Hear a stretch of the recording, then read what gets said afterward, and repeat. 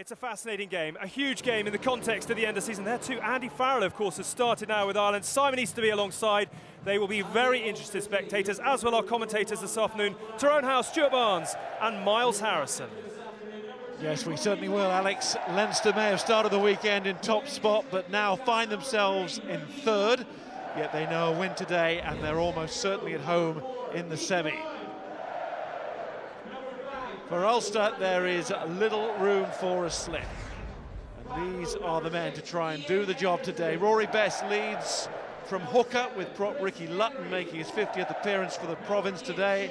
It's Brown and Van der Merwe again in the second row. And Chris Henry returns to the back row, Sean Reading accommodating that by moving to number 8. Pinar and Jackson together at half-back. Stuart McCluskey recovered from the injury that kept him out of the Connacht game. He's with Luke Marshall at centre. Andrew Trimble back on the wing, but Craig Gilroy, a late withdrawal. He's unwell. Rory Scholes comes in. Leinster may not have to win, but you wouldn't know it from their selection. It is an all-international front row. Jack McGrath, Richard Strauss and Tyg Furlong. Toner and Tricks are the locks. And Rhys Ruddock, Josh van der Flier and Jamie Heaslip making up the pack.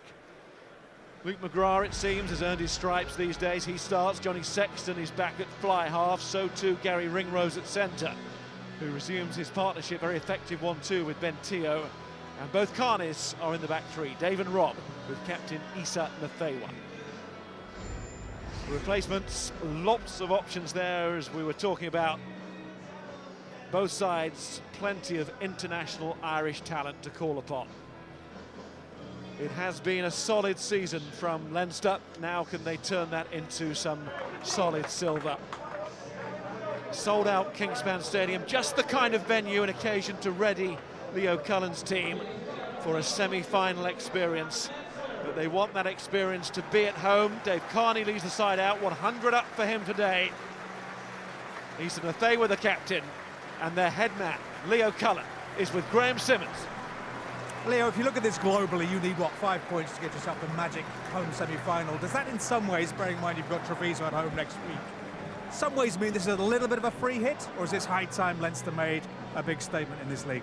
I think with the provincial games in particular, you're always looking to make a statement. I think there's so much at stake for the players as individuals coming up against guys that they're competing with to get into the Irish squad. So there's a tour to South Africa later in the year. So all our guys will want to give a good account of themselves. Always a tough challenge, come up here to Belfast at the best of times. So we know it's going to be a very tough game, but our guys have prepared well over the last couple of weeks. So hopefully we're in a good place. All right, Leo, thanks very much. Take care. About to go into May, and this set to be the final game here this season. The ground where last year's final was held, of course, at the end of May last year. But Ulster still have plenty to play for. And this crowd wants to shout their men all the way to the final this year in Edinburgh. And the Ulster boss, Les Kiss, is with Graham.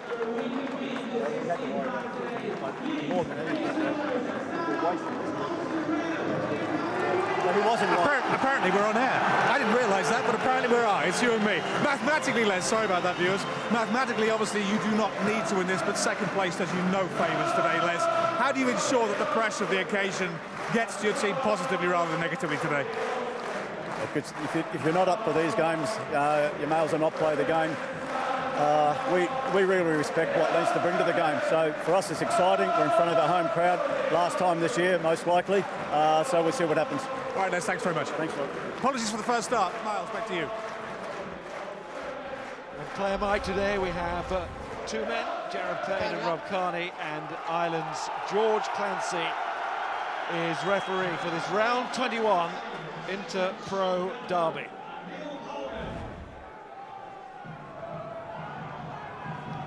Sold out some weeks ago, and now we know the true significance of not just the rivalry, but the match points as well. Needless to say, great atmosphere as Johnny Sexton gets us underway. And that's high into the stand for our first set piece, the line out. Luke Marshall, the man who put it there. Stuart. Well, in a game where the league's two best defences tangle, the battle on the gain line is going to be quite something. At his best, Leinster's Ben Teo can bust most defences, while Stuart McCloskey, he's got the power and the footwork to worry even Leinster's miserly rearguard today. And that's forward from Luke McGrath. Got a long way, but there's an advantage here, and the man who's come in the 11th hour, Scholes for the unwell Craig Gilroy, gets involved. So too Andrew Trimble.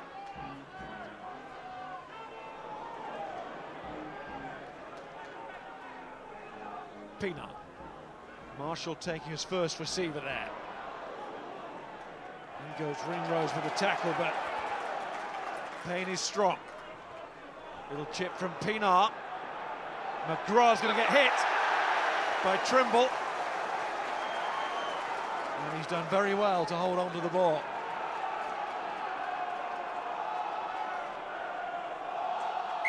He must have known it was coming. And from Trimble, it was going to hurt, but Leinster get away with it. McGrath did well because it was his forward pass that set things going for Ulster. Tyrone.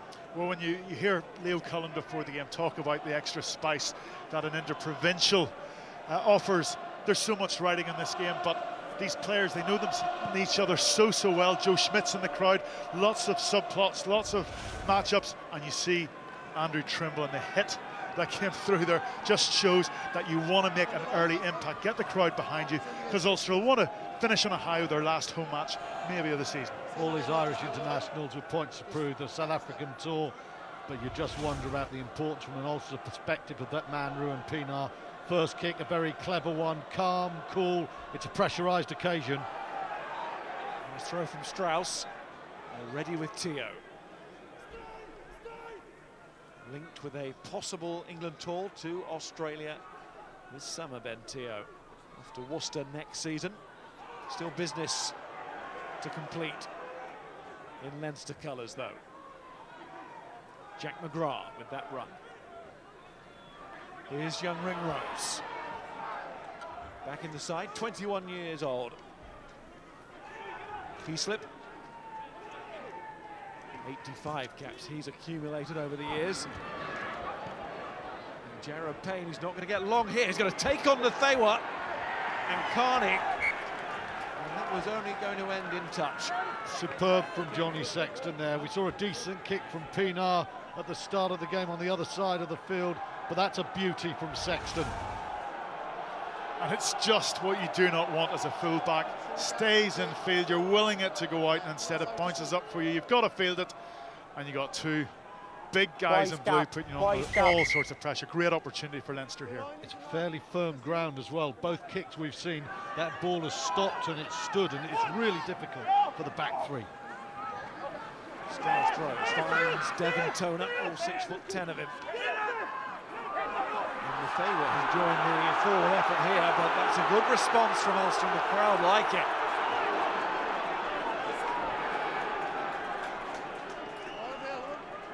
Still with Leinster though. And here's Sexton. Ringrose will show.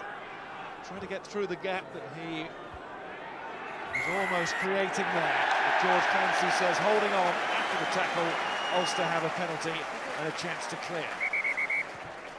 Pienaar will be brought back.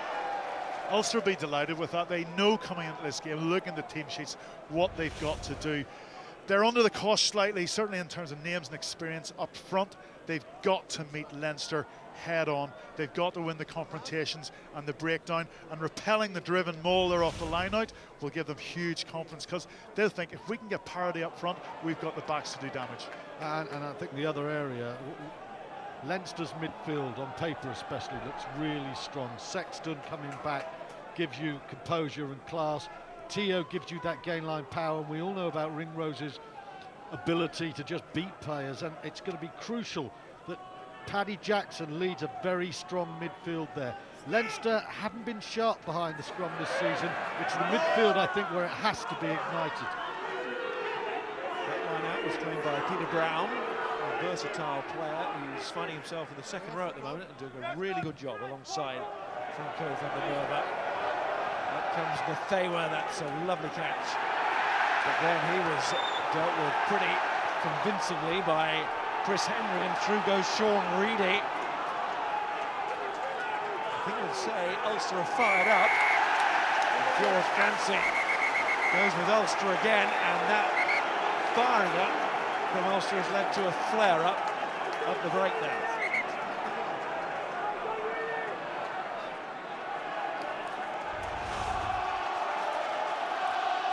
Another good kick, but it's great discipline, Tyrone, as well from Ulster. Well, it is, but it's easy when you've got a kick like that to keep your discipline and keep your composure, because the pressure is in the opposition. Good harrying, and you know, you just it's got the spice of an inter-pro. You can see it in the body language of the players. There's real intensity. Both, you know, Shane and Stevie saying neither side have hit their straps. These sort of games bring out the best. You want to play well. You're in front of a big crowd, and you know there's only a certain number of games to go in this season. It doesn't take much to get the best out of you. Jackson going towards the corner. Yeah, good call there. It's 40 metres out and 5 metres from touch. It's a speculative three-pointer. It's a good option, build the pressure. Great box kick from Pienaar. Paddy Jackson probes into the corner. One technical piece of play from a good line out. One penalty kick, you're 80 metres downfield. Carl McCall has come on for Ulster. Blood injury to Callum Black. Loose head prop. Hooker and captain Rory Dest has control of this. Survived that Leinster raid.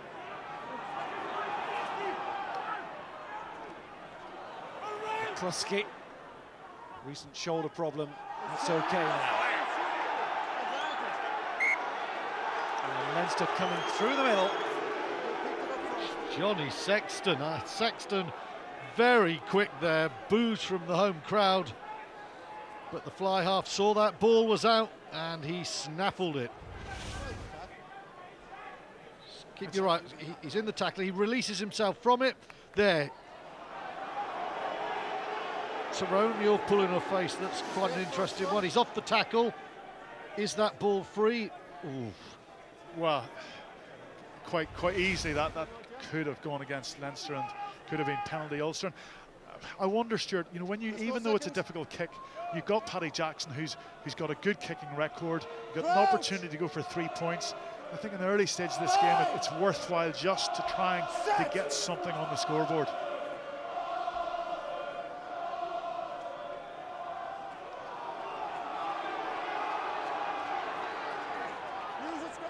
Good control from Leinster. McGrath now asked to use it, and he does. Finds Sexton. The hands of Ringrose and Rob Carney. Brother Dave lurking, goes back to his wing on that left-hand side. 100 games now for Leinster. Oh, brilliant kick. Scholes tries to point the assistant down the line, but I think it was well judged. It's right on the edge, but Sexton drives his side forward again. Nothing's on, so let's take some territory. I think it's fair to say he's lucky there. Little puff of the cheeks there says, wasn't meant to be quite that close. The ground's tough. It was almost like Wimbledon, a little bit of chalk dust just brushing up. Nice from Reedy at the front. Taken by Marshall on the run, Payne and Trimble. There goes Andrew Trimble again. All energy. That's good play there, because so often ball at the front from a line-out that Reedy won there is not ball that teams like to use, but Ulster really put some great width on their passing, and I must say Jared Payne, his intervention from full-back, very positive from the first. He's a top-class full-back. We know he's done a great job for Ireland in the centre, but Leinster stretched there. Well, they stacked the midfield to open up the space in the wide channels. Strauss and Toner combine again. Ross Maloney going out of the squad. There's Mike McCarthy injured at the moment. Carney on the bench. It's Toner and Triggs. There's that second row combination. Luke McGrath.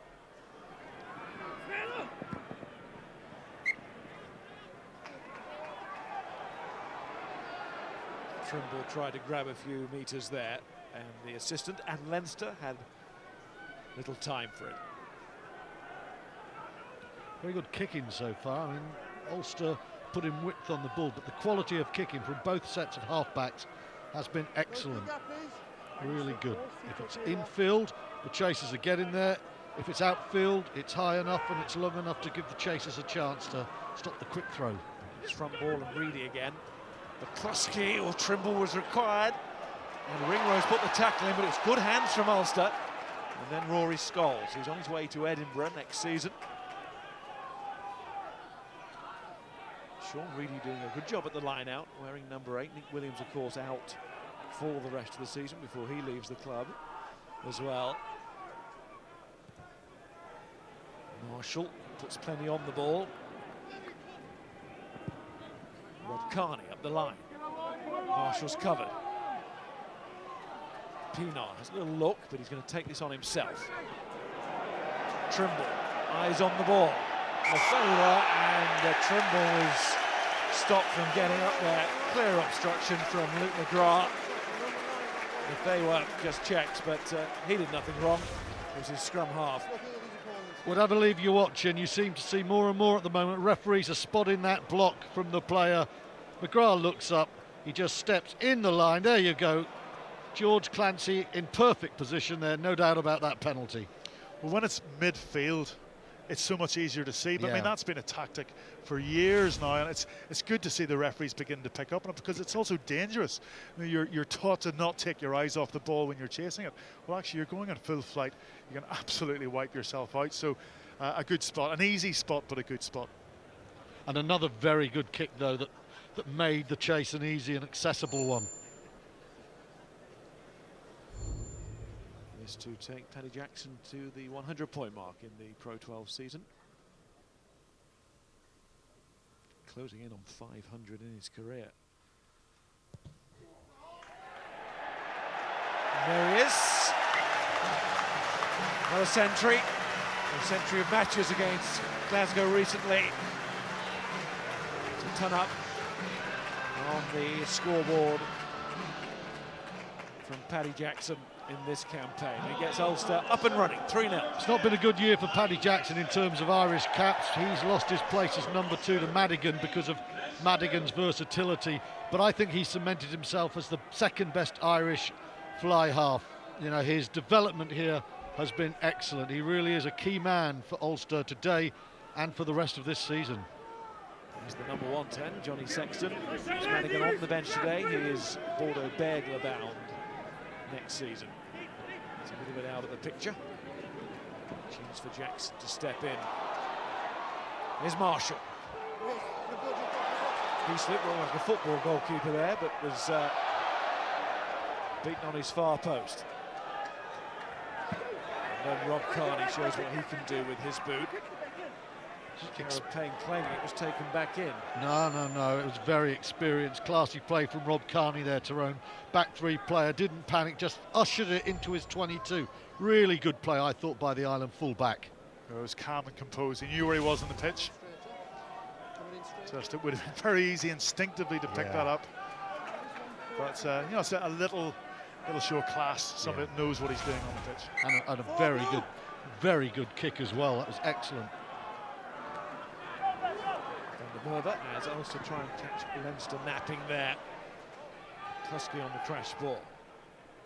Marshall pulls it back a little bit. It was a good pass to Jackson, and Trimble stretches those legs again. There goes Payne. And Carney. Flag is up.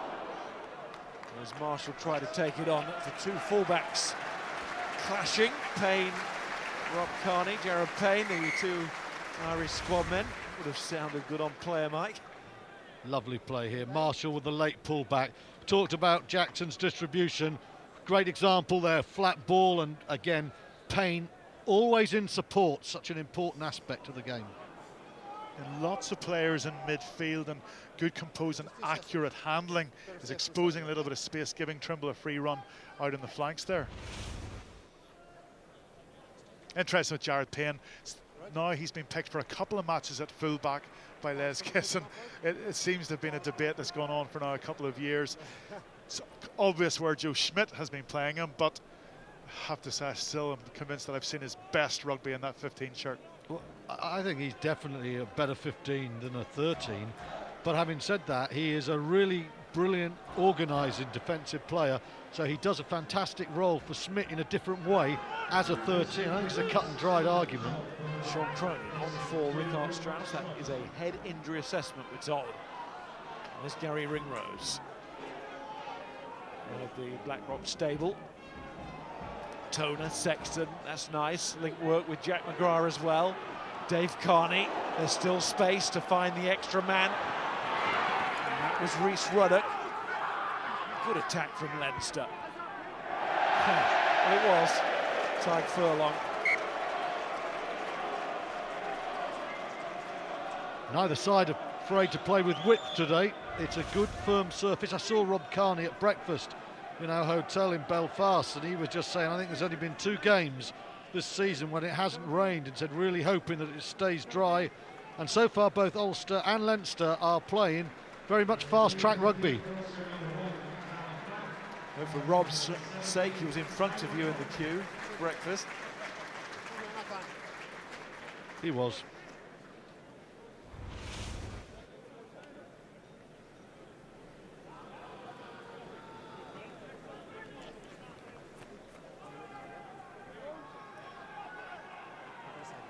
Well, we mentioned the clash of the 2 fullbacks, both wearing Claire Mike, and referee George Clancy getting involved as well as he gets the scrum down live.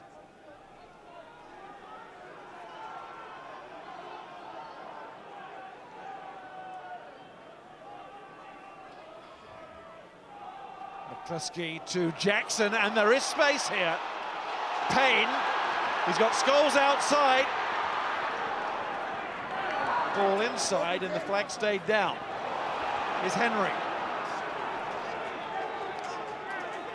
Still players stacking this short side for Ulster, but needs to have men there to cover as well. Really, oh, it's lovely footwork from the number 8. Been a couple men there dancing his way through into the 22.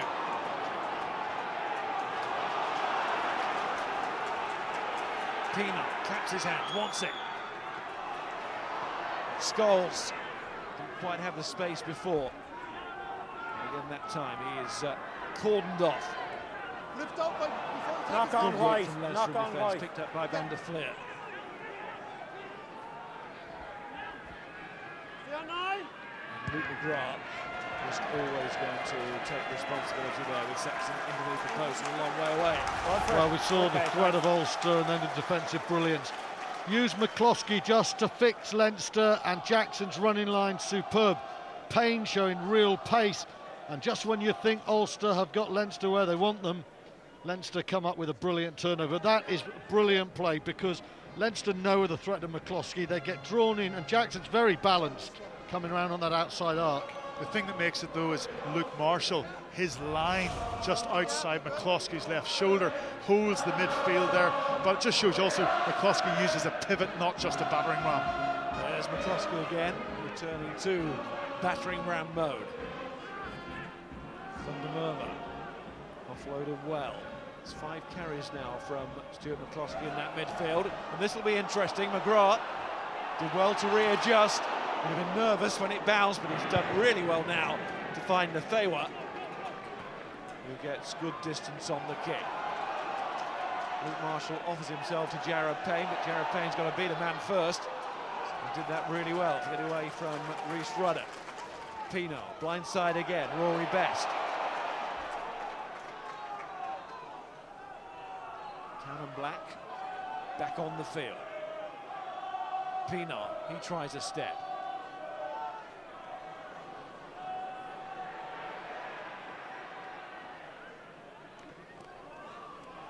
Pete Brown.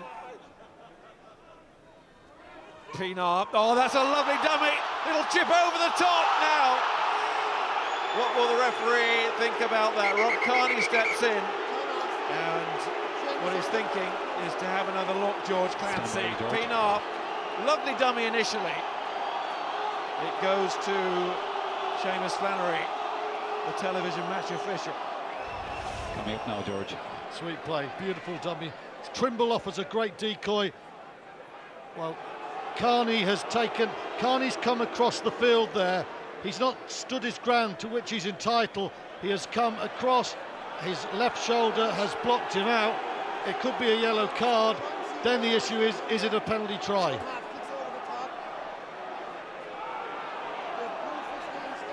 Well, sure, I think that's it. I think it's a clear penalty try and it's a clear yellow card.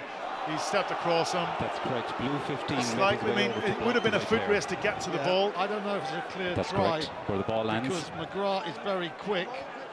It is definitely a yellow card. It's definitely a yellow card. I mean, it's a foot race, but you've got to say, if Carney doesn't we'll just take a look stray at out of, from a wide angle. come on that angle to take him out, would he have been first to the ball? George Clancy and behind the boys there, saying in his opinion a try will probably have been scored. We'll get more now.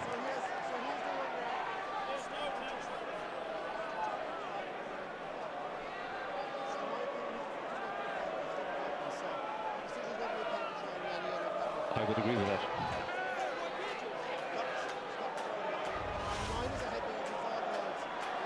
Oh, for Leinster, it's the double whammy. It is the yellow card. It is a penalty try. And listen to that roar. Well, brilliant play from Pienaar. I'd like to see that in real time, because it's not just about does Pienaar beat McGrath to it, does Pienaar beat the dead ball line to it? And I think only in real time do we see, and it's highly probable that a try needs to be scored. That's a big call from Clancy.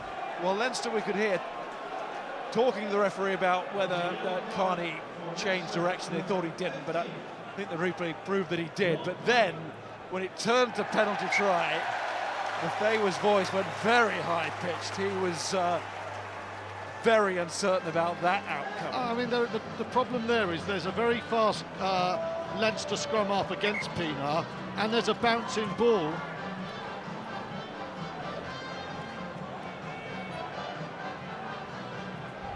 I know initially, Tyrone, you're saying it's a penalty try and a yellow card. I mean, do you stand that that's highly probable that it's a try? I understand the call, but if I'd have been George Clancy there, I'd have felt very nervous about anything other than the yellow card. Yeah, I get you certainly about the bouncing ball, getting towards that dead ball area. I think you just underestimate the speed of Pienaar, though, Stuart. Chasing that white ball, it's amazing what it does to you. Said like an Ulsterman.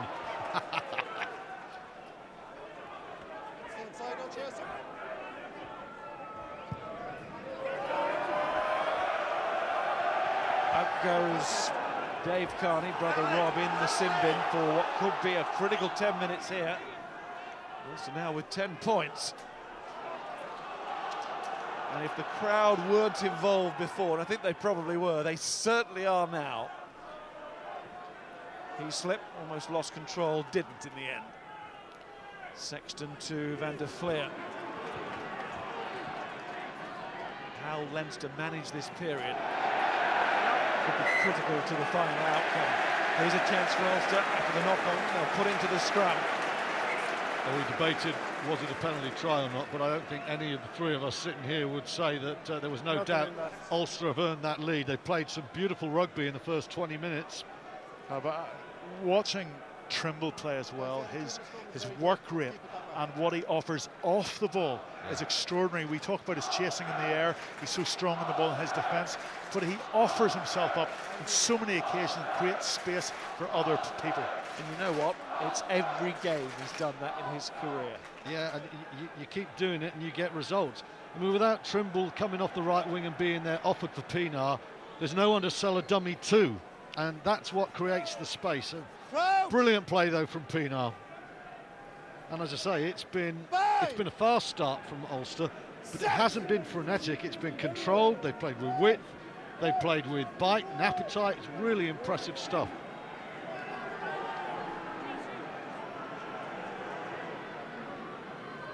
Winning that qualifying spot for the semi-final still in their hands. Marshall throws his head back. He wanted there just to get territorial position to keep the squeeze on the opposition. There's no doubt at all. Marshall is kicking a lot of ball at the moment. They're using him at 13 as a kick-up.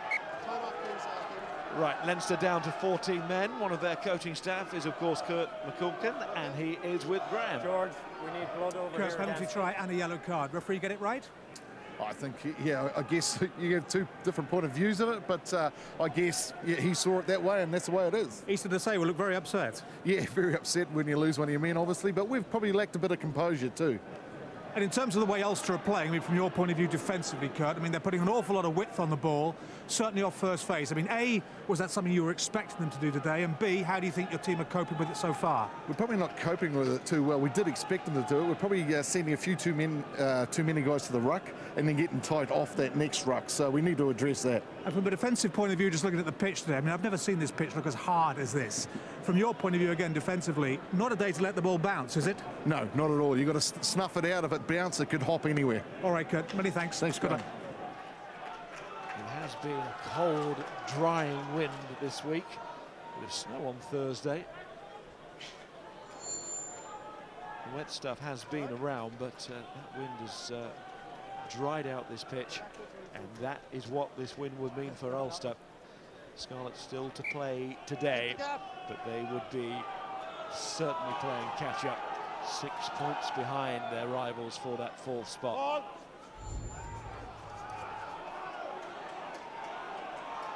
Two very good lineouts at the moment, both sides winning good ball.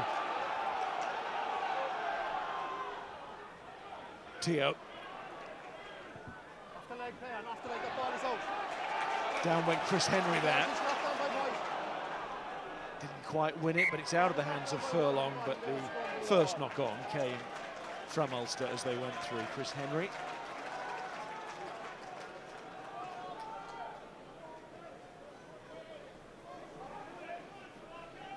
In front of us, they're at half-time already. Cardiff Blues and the Ospreys.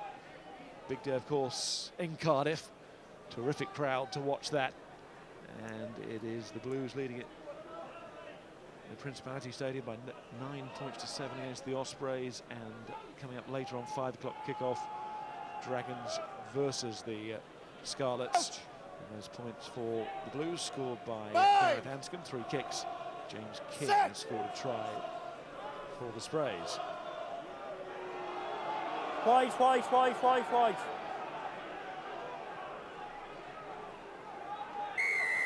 Not for the first time. The visitors have got Ulster under a little bit of pressure in the scrum. More than a little bit of pressure, and Johnny Sexton, rather like Paddy Jackson in the early stages of the game, he isn't tempted to go for goal. He's tempted to drill it to the corner with Devon Toner there. They've got a line-out that functions front, middle and back, and it's causing Ulster some problems. Well, they just squeezed them at the scrum, and they're going to try and squeeze them at the line-out. It's a big matchup. Ricky Lutton against Jack McGrath.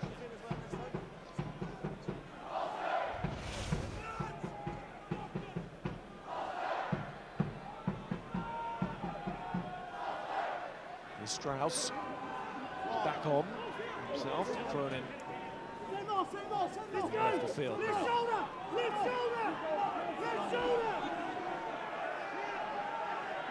gave themselves the drive opportunities. Van der Fleer was initially scrum half. Going to rush it. Time of the essence here, but now might have to rush backwards as Scholes kicks long, and the chase is on. Leinster will get there first.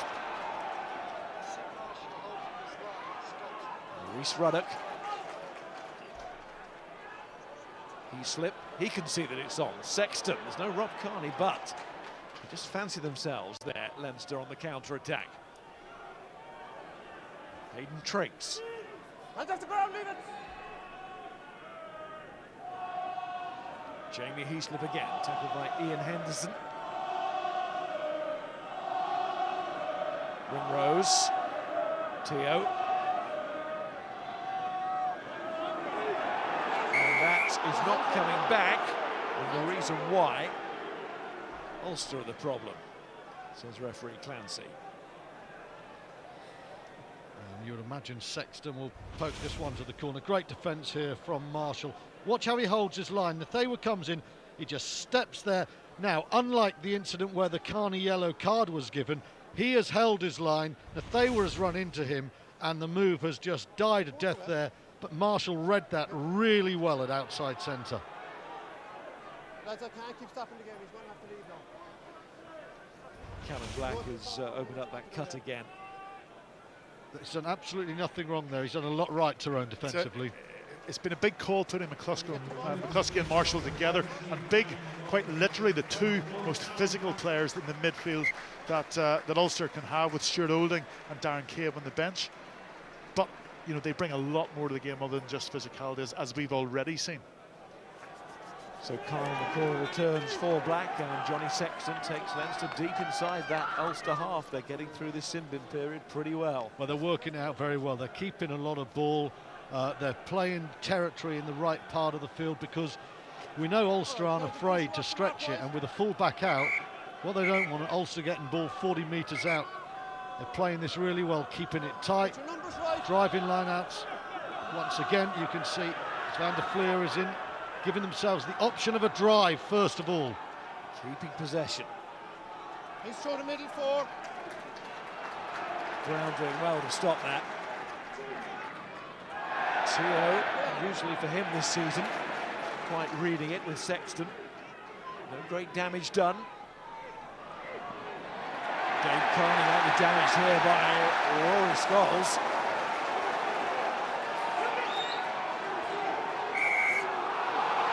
There's a breakdown penalty going Leinster's way, and if they were really... It was number 8, George. Near 10 minutes now. 3 penalties in very short time, all against Ulster. Brilliant defence here from Scholes, but George Clancy, who's not renowned for going yellow cards, to put it mildly, you know, he must be thinking that Ulster at the moment are just serially committing penalties.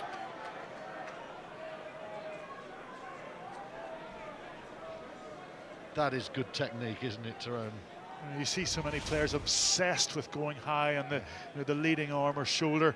Lovely technique. Stay low, drive low to high, use your thighs just to generate the power, and put somebody that the centre of gravity shifts up, they're off balance, and you drive them back. It's a big ask, isn't it, for Scholes today, coming in for someone like Gilroy, who's scored 8 tries this season, 1 behind Matt Healy of Connacht. His quality, though, and the opportunities that he's had here, he's done extremely well, scored a couple of tries, and quite a few fans are wondering, should we not be holding on to him, because he's going across to Edinburgh at the end of the season.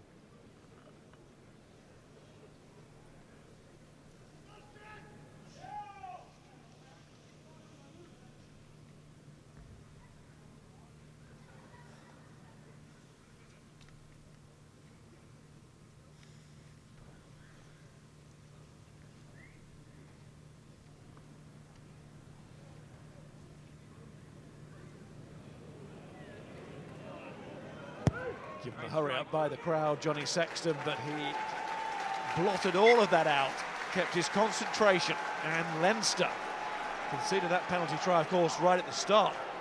That turned into a sin bin period, but they have got the 3 points.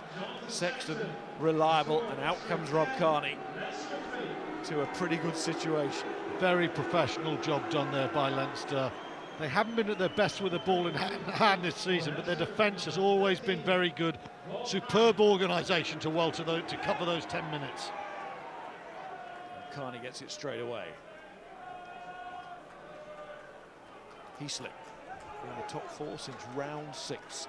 Leinster top of the table at the end of the last 3 rounds. As Glasgow and Connacht getting points last night. Glasgow lots of them, Connacht not so. It's the one losing bonus point for them. Scholes just seemed to open up, and he took full advantage. Pienaar, Jackson, McCluskey.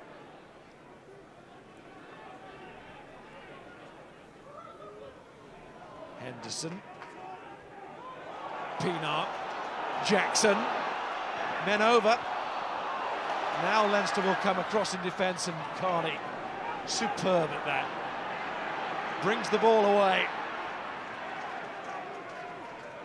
High-class fullback work.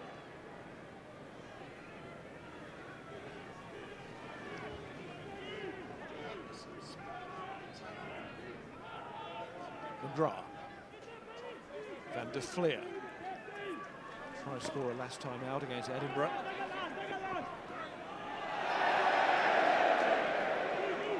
The tries have been running a little bit dry for Leinster.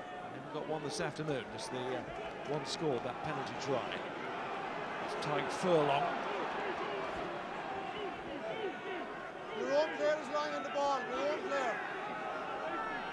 It's your own player lying on the ball there.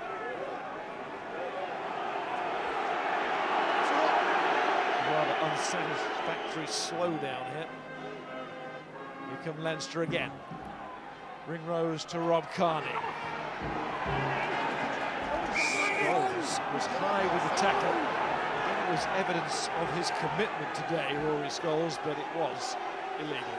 It's one of those incidents. Kearney is going lower as Scholes goes high, but Romain Poit decided last week that he wouldn't give a penalty for it. In this instance, the penalty is given. Here's Henderson doing what he does brilliantly. Heaslip makes the tackle, but he always spins out of tackle, and that means the ball is quick, and that enables the attack to keep flowing. Yeah, and again, awareness from Van der Merwe, knows that he's not going to be able to give the perfect pass, but just gets it away, rolls along the ground, but the move continues. But again, great play from Kearney, composure under pressure in his 22. Strauss went long, Henderson read it, got it, but knocked it on. Stevie Ferris was saying before the game about arguably the lack of ball carriers in this Ulster pack. You look at Ian Henderson, it means he has to shoulder so much of a responsibility in terms of trying to take it into contact, break tackles and get Ulster going forward across the game line. Cannon Blacks back on to have another go. Just watching that line out again, Henderson read it brilliantly. You know, suddenly it was almost like he knew his right arm had to go up and his left goes up, and that's why it goes forward. Go, put your right up. No, his left goes at the last second. He doesn't control it and he goes forward. If you watch this, the right goes up against Toner, it's his. He knows it, and then no, I'll go left, and it has to go forward. Just drifted too, didn't it?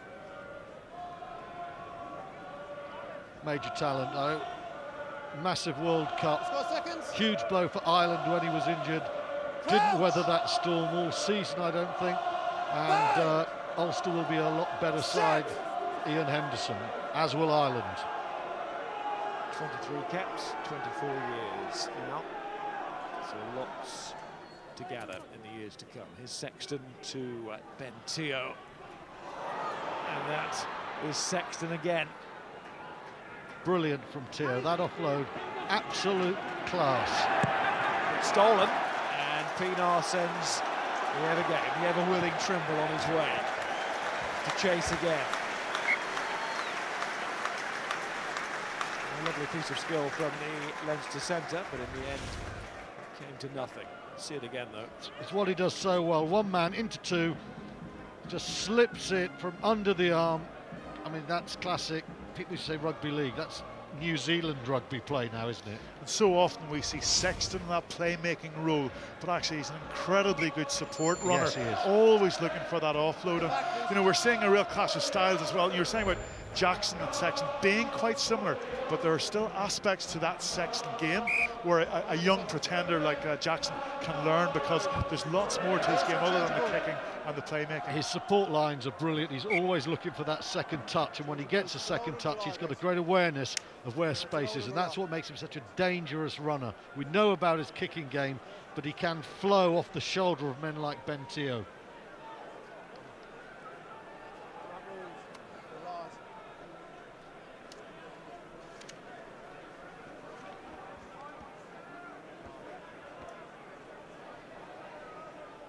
Sexton using this time to put his boot back on. A famous boot it is as well. I think the most influential boot on the game so far this match, though, has definitely belonged to the South African Ruan Pienaar, not just the chip for the try, but after that break then, Pienaar got back, nailed the ball 50 metres downfield. It's a real classic Pienaar game. The one attempted break that leads to a try, and then box kicks, chips. You never know how to defend against Pienaar. If you're a wing, he's a nightmare, surely. Well, there's a direct correlation. When Pienaar plays well, Ulster plays well, and Pienaar may not have had the stellar season this season, which is reflected in Ulster's performances. To be fair, it was Sexton's left boot, not his right. Well, his focus is the right one. But it's right up there. Left all right. Your right boot's not much good if you don't have a left one, Miles.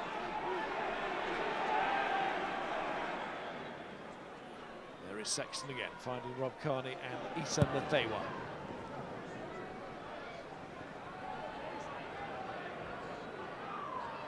Jared Payne and Nathewa there got rattled by Marshall's line. He was running right in front of him all the way back. Nathewa, I don't think he's cooled down since the penalty try, to be honest. No, and he's got the Luke McGrath block as well in his mind from the start. He feels that the world is against him at the moment, you're right. Again, another fine example of Luke Marshall just making life really awkward. He's been a nuisance in defence, so he's been excellent without the ball. It's interesting now, Nathewa in at scrum half. To the back goes the scrum half, McGrath. It was all a decoy, it wasn't in Nathewa in the end. And a flare. Got a very awkward position there, but he's placed the ball.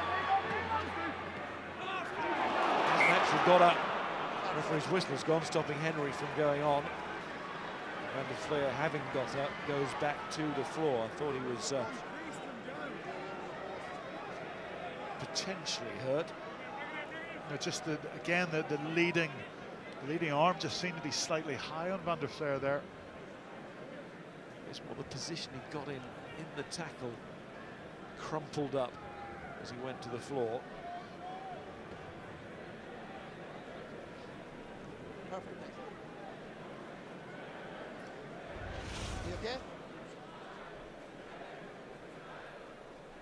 Well, that's a penalty. Every day, that is a penalty. You know, I sympathise with the referees because the law says it doesn't matter if they're sliding. That right eye, that right hand, it's not dangerous, but it's gone first of all around the shoulder. Well, it's gone around. It's gone too high. It is a penalty, but it's his knee there. Yeah. You just see it's bent underneath him. And that, I mean, 13. If he's up and he's moving, he can count his blessing. Those are nasty situations to find yourself pinned into. The rubber could have been man. really bad, couldn't I was going to say, you looked at that slow motion, and slow motion always does enhance an injury. Not enhance it, it worsens the injury, doesn't it? But he looks like a rubber man then if he bounced back. That was brilliant from Van der Fleer, who's having a big game. Having a big season. Yeah. He's for Young Player of the Year in Ireland. So kicker's just over here. Exaggerates an injury, I think was the right word. Enhance was certainly not what I meant. Sean O'Brien on the verge of returning, full training this week. Josh Van der Fleer on the verge of a long and successful career. He's very impressive. He's got a lot of turnovers this season, but you look at the penalties he concedes, and they're very few. I think it's one at the breakdown and something like 14 turnovers. Now, you're right on the brink playing rugby if you're a 7, and if you can get that sort of turnover count in your favour and only concede one penalty, well, you're Richie McCaw. Well, you'd almost expect to concede at least one penalty per game if you're doing your job correctly as in that position. Well, yeah. So he's done exceptionally well. He's smart as well as effective. I was going to say, I sort of jokingly said McCaw, but McCaw's never been afraid to shell out penalties when you have to do them. Johnny Sexton's not afraid to use his full minute, is he? These days, absolutely maximises the time. It's worth keeping an eye on the clock, actually. Saw in the game against Munster at the Aviva. Sexton go beyond the minute. No action was taken on that day, and he's inside the 60 seconds with that kick, and he's also inside the uprights as well. 10-6. He's on a bit of a streak, Johnny Sexton. I think that's 7 successful kicks on the bounce. He doesn't look like missing at the moment. Well, Leinster have clawed themselves back into this first half. I mean, those 2-3 points, all of a sudden, It's been it's been emphatic performance from Ulster, and all of a sudden there's not much light between the two sides. With all 16 points against Munster that day, Sexton. And he's got all 6. Ulster with the one try today, that penalty try. Controversial maybe, but a penalty try nevertheless.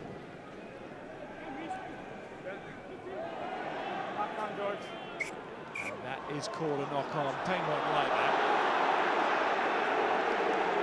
Gotta be honest, I thought it was.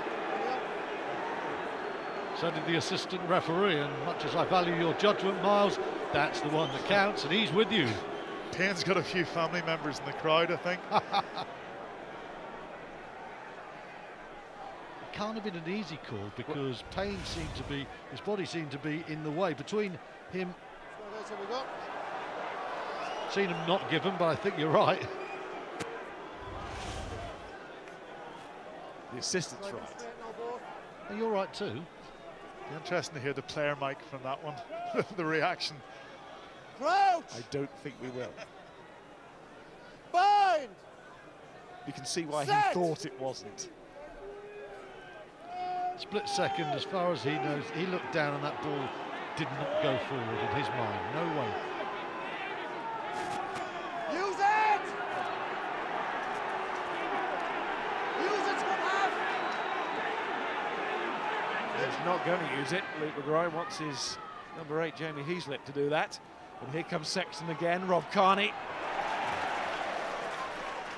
Fascinating conclusion to this half, because Ulster set up the position 10-0 up and flying, but it's been all Leinster since then.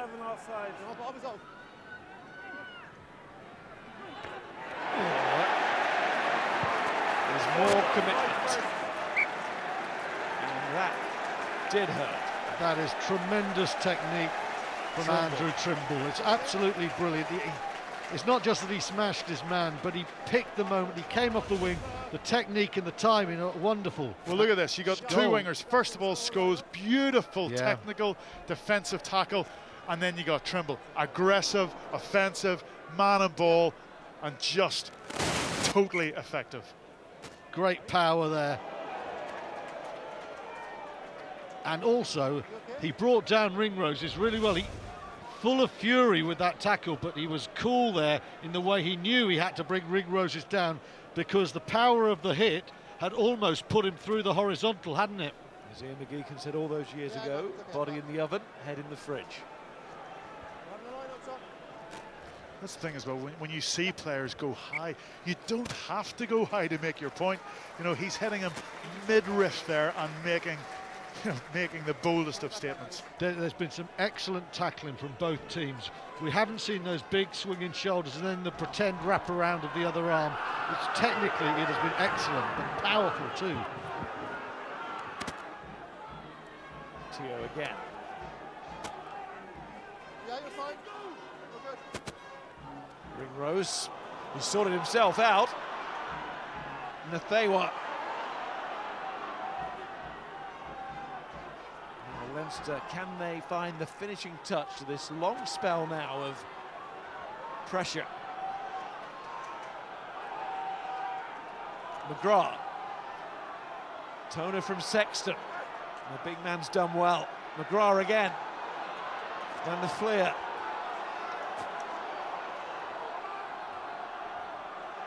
Getting closer.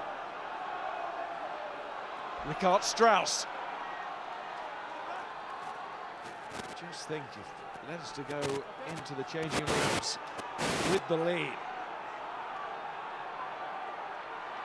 The mental effect of that. But Ulster hold out, and they will take us to half-time as the leading side. Stuart and Tyrone. Well, it's vital that Ulster held out there, because Ulster played all the rugby 10-0 after 20 minutes, but they had the extra man, and Leinster have fought their way back into it. Right now, Ulster have the points, but Leinster have slightly more momentum. Wow, those last 30 seconds, crucial. Imagine Ulster going in at half-time, under the caution, on the scoreboard. They had to hold out, they did, and they're good for value for their lead. Half-time, Ulster 10, Leinster 6. Jared Payne has been keeping us in touch on the player mic. Bruce, stay in that corner. Bruce, go up on the edge, give yourself more time, squeeze the line in. Sorry, Jacko, I was way too late. Take him back, they kicked that back in. He kicked it back in. Take a breath now. Lift it again. Next job, lads. Release! Oh! Germans, I'll be looking for kick plays. They're down 40, they're down a man. To lose, that is them out of the Champions Cup race. In contrast, we're focusing on matters in the playoff race right now. It's third against fourth, and it's Ulster currently in that all-important last playoff spot, and they are the ones who perhaps played more of the rugby in the first half. Yellow card there for Rob Kearney for the challenge on Ruan Pienaar. That was a penalty try for the home side, but Leinster just eking their way back into it towards the end of that first half. Johnny Sexton with a couple of penalties. So plenty still to be sorted out in the second half, but in terms of what that does to the table, well, Glasgow at the moment leading the way. Leinster with the losing bonus point will confirm them as one of the playoff contenders. Connacht already in with a losing bonus point last night, and Ulster at the moment in fourth, though the Scarlets yet to play this weekend. Munster holding that last Champions Cup spot. Ospreys leading against the Blues. So 10-6 at half-time. We've got Shane Horgan and Stephen Ferris alongside. It's a funny ebb and flow to that first 40. Is 10-6 about fair? Yeah, I think so. I think if Leinster had went in there at half-time and got that score, Shane put the scud on him and Triggs knocked the ball on. But I think yeah, it's still in the balance. So, you know, I think Ulster have had more chances there to put a few more points on the scoreboard, let a few things slip. But in saying that, they're in the lead and they've a big second half ahead of them. Absolutely. We're going to have a look at the penalty try, which is the key talking point. And to be fair, you said as soon as the sort of the challenge happened, you said, I think that's going to be a penalty try. And on reflection, you haven't changed your mind. No, I haven't. But I tell you what, look at first what Andrew Trimble does here, because for me, he's the man who makes the try. Look, I'm going to highlight him here. Look at the position he is, and then look at the effect that he has on this man, on the Sean Cronin. Trimble's hidden on the blind side, nobody can see him, but look at the power and speed of his run. We'll play that on. This opens up the hole for Pienaar. He's taken out already, so that's one penalty. And then we see a position that we're in here. Pienaar deals with it really well. Who can get across? Okay, it's McGrath is the real man who can get across here. For me, Kearney is too far away. Over here somewhere is easy to see. He's too far away. We play it on. It's a foot race. Is that probably going to be a try? Look at the trajectory of the kick. We have a look at it from behind as well. I think this shows it better. We'll stop it there for a second, and we look at who can get to the ball. This man can't.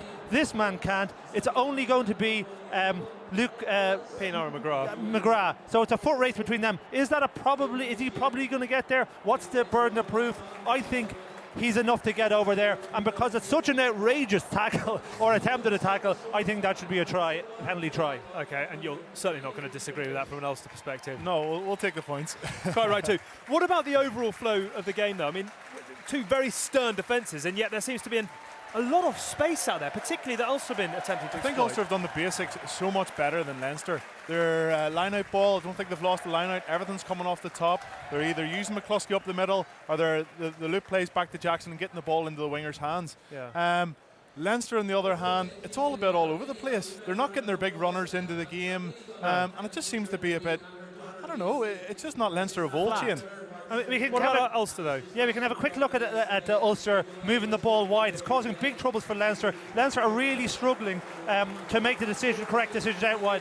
Look here at Ringrose here, who defends actually really well, but it's Kearney is the problem, who shoots in off his wing to play it out, makes a terrible read, and those reads are costing Leinster in a big way. Look at him come in. That means Ulster around the quarter. Payne stays alive really well, but it wasn't the only time. We see later on in the game. Here we go again. If we stop it there, there's we've no 10 on this side, and we look at who sits down. Both Ringrose and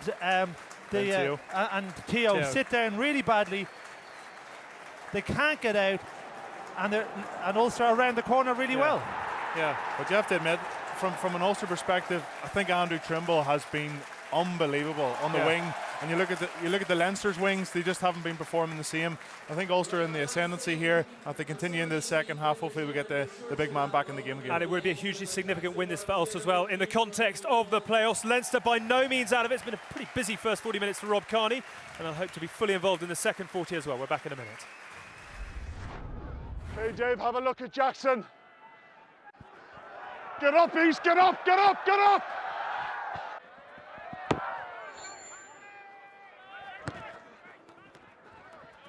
Let's go. All on, all on, all on.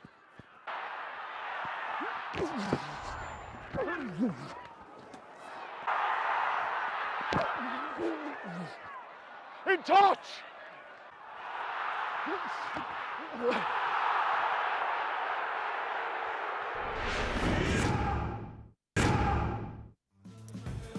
Just a quick update from the Principality, where the Blues have scored again, so they now lead by 24 points to 19. Josh Navidi has got the try, and if the Blues can close this one out, it'll be 6 wins in 7, and the race for the Champions Cup will go down to the final weekend. But as you can see, our game features Leinster losing, but the bonus point will book them into the playoffs. Ulster, at the moment, holding off the challenge of the Scarlets, yet to play, but how well set are the men of the Kingspan for the second 40? Let's find out from their injured star, Tommy Bowe, who's ready to talk to Graham. Tommy, that was a half of two halves, wasn't it? What was going on with Ulster there after you got the penalty try, got the sin bin and dropped off to sleep? Yeah, I think exactly as you say, the first 20 minutes we came out of the change room flying, played some great rugby, really expansive stuff, and had Leinster under a lot of trouble, and as soon as Kearney we got that penalty try, the game just slowed down. So hopefully we'll be hoping to start this second half like we did in the first, and really keep the tempo up, because I think when we're throwing the ball about, we have them in trouble. Well, discipline be mentioned as well in the change rooms. There's been, what, 6 or 7 penalties, Tommy? What will Les be saying about that at half-time? Absolutely, and it just gave them the opportunity to get more and more ball, kick to the corner and slow it down again. If we want to play a high-tempo game, we need to look after discipline. So a big game ahead of us, I think. All right, Tommy, bless you. Thanks for talking to us. Hope to see you again soon. Miles, back to you. Thanks, Graham. Here we go then for the second half. 1 win versus Leinster in the last 7. Ulster here at the Kingspan. I think it was last season. Great record though in the whole of the period, but it's a recent memory. Okay, Captain. And they do lead at half-time. Paddy Jackson gets us underway.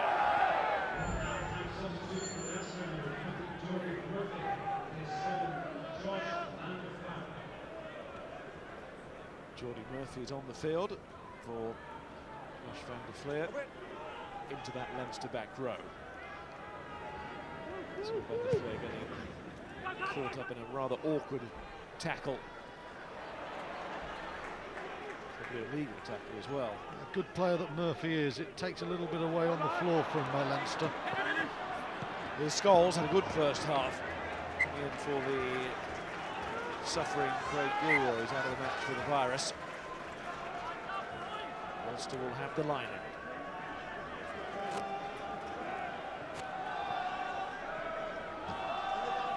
He's looked like a player that really want to lose, but he is on his way to Edinburgh. Tommy Bowe, we saw with Graham there at half-time, having a little chat. He returned Julien Cedre after being out with a knee injury. There has been a bit of a reaction, but nothing too serious, we're told. He's got a couple of tries in that game as well. Taken by Hayden Triggs, oldest player in the Leinster starting 15. Mike Ross on the bench, a little bit older at 36. Triggs, 34. First line-out loss there from Ulster, went long and Triggs picked him off. But Ringrose lost it, and Jackson over the top. Now McGrath will have a chance to collect this one, but he collects Jackson on his back as well. Carried it over, didn't he? 5-metre scrum. That's why he's trying to run away, but he did put it down, and George Clancy will give Ulster the put-in. Well, Leinster did the hard work actually claiming that line out, and then a lot of ambition, but a loose ball. You can't do that, particularly in that. You know, well, you can do it, but you don't want to do it deep in your own half because it puts you under immediate pressure. And Jackson pouncing and just spotting a little gap. Because there's no defensive shape there. Ringrose just thinks, hey, there's a counter on, and that's why turnover ball is such good ball, because defence is disorganised. And a disorganised defence is an opportunity.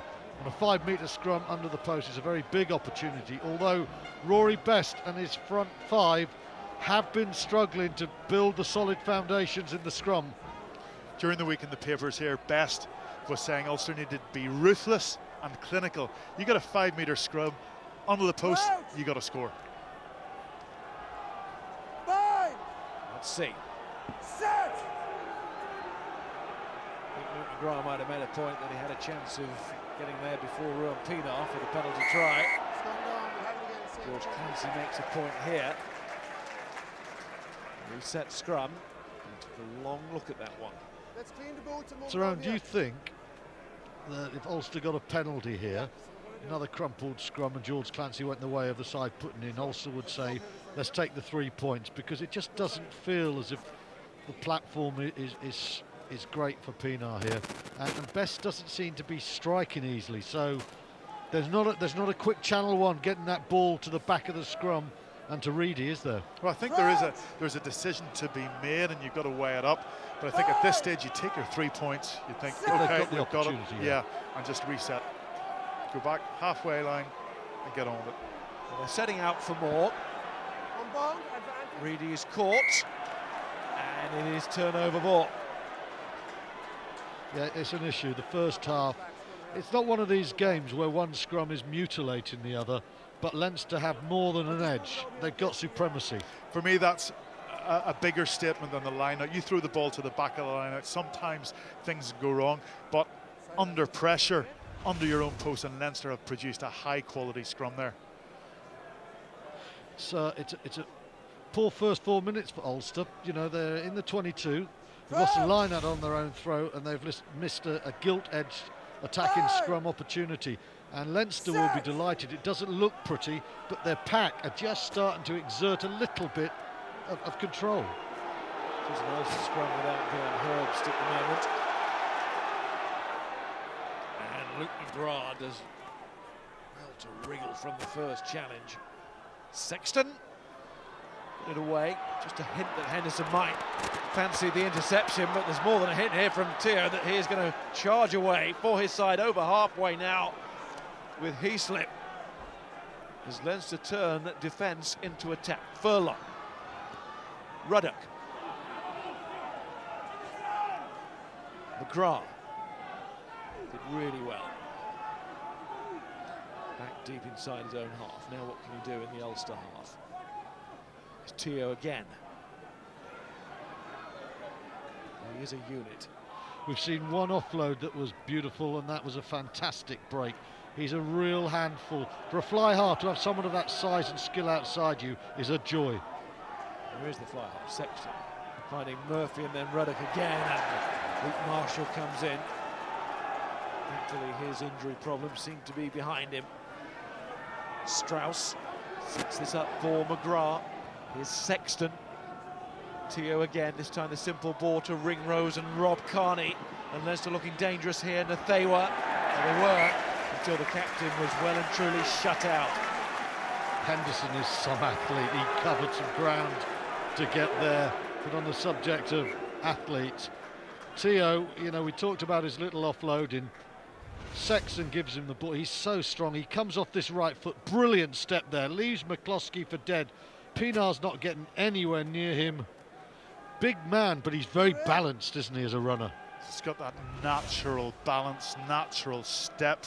You think about you're trying to learn and develop your side step. Somebody like Teo's just got it. It just flows from him. He glides across the pitch. Well, ditto Ringrose. He doesn't quite have the size of Teo, but he's got that lovely natural glide as well.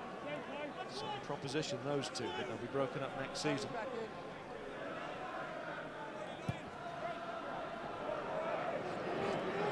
Scholes and they were. Is he all right?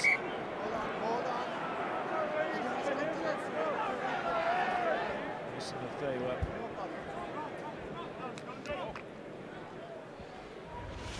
It was a brilliant kick. It is a fantastic take by Nathaywa, and a really good piece of competing from Scholes there. Both players, eyes on the ball.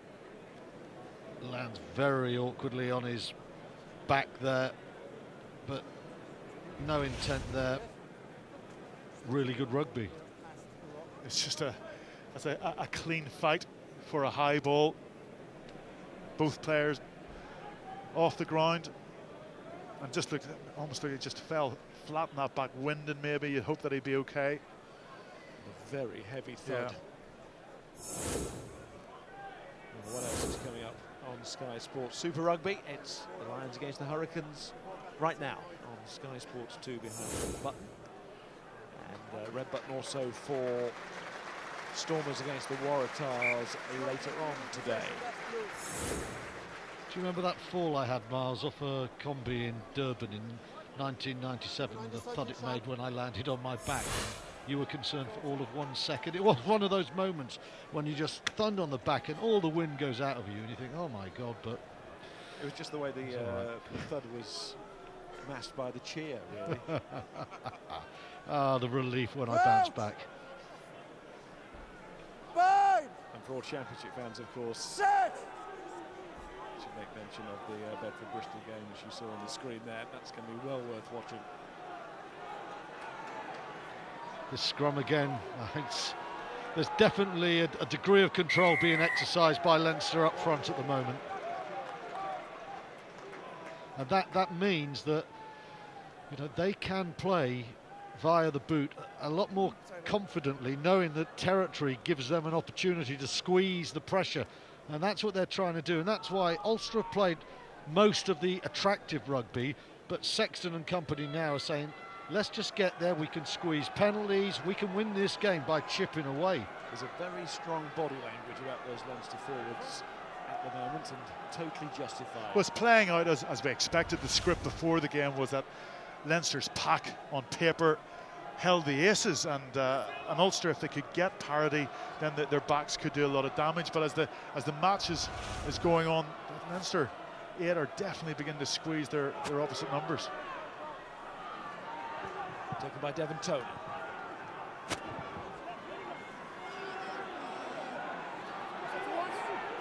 Part of this with the forwards. Triggs has a little look, but he really wants to stay down, and he does stay down, and the pack stays in a great position. Theo rejoins, referee holds out an arm, had great momentum. Sexton cross field, and it's taken by Jared Payne, but it was a free play.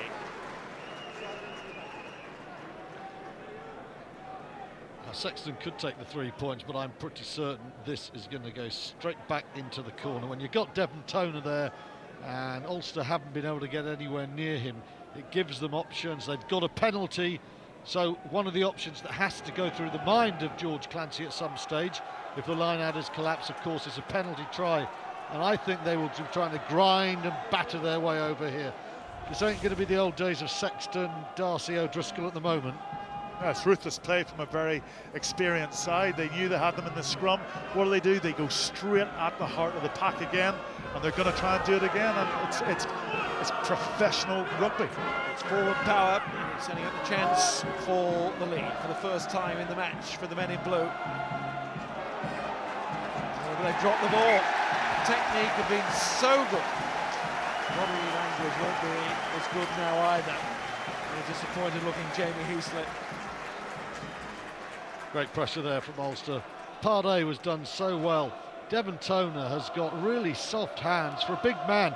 He's at the front, but because of his ability to deflect ball into the middle, you just change the point of attack really quickly. So you think they're going to come off Toner, but watch the way he just moves that. It's really cleverly done, but then his mates let him down. Well, the Ulster pack deserve the pats in the backs there, but you wonder, given they've been under so much sustained well, there's a replacement coming on. They need to freshen it up. They need to change it a bit. There's lots of changes happening here. Cronin, Ross, and Fitzgerald are all on for Leinster, and McCall back on for Callum Black. It's a bit of a yo-yo game. Shane before the game mentioned about this Leinster bench, but actually given all the experience they hadn't fronted up against Connacht in their last match. They've got big players, big experience, lots of caps. They will be expected to play like Ireland players now that they're on the pitch.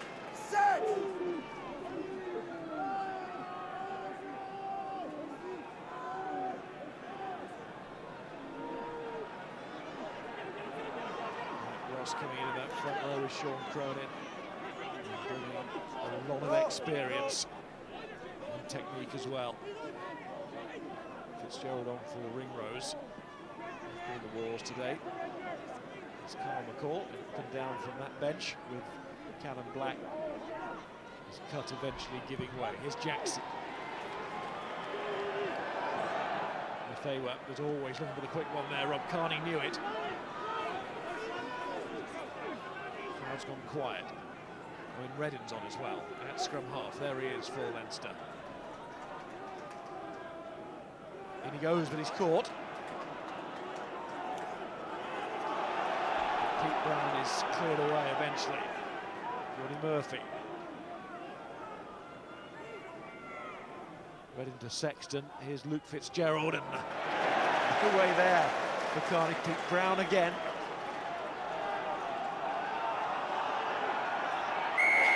And that has rediscovered the Kingspan Roar. What a kick from Pienaar. Yeah, it's in behind, and Lefewa was the one to spot it, but so too Scholes. And Scholes after this, Lefewa. He was going to run it out, take the safe option. He did go for the kick, it's gained a few metres. There's a bit of risk attached to that, but it's got Ulster going again, got the crowd going again. Absolute genius from Ruan Pienaar. It's not always the speed of the foot. But here we're seeing Brown's tackle that earns a penalty. The difference between the great and the good players is the speed of mind. This is the playbook that Ulster knows so well from Smith's era. Brown with the tackle, but Pienaar sees the space, and that is a sublime kick. Just as well Lefewa reacted as he did. Yeah, big chase as well. Put him under lots of pressure. No options, just get that ball out.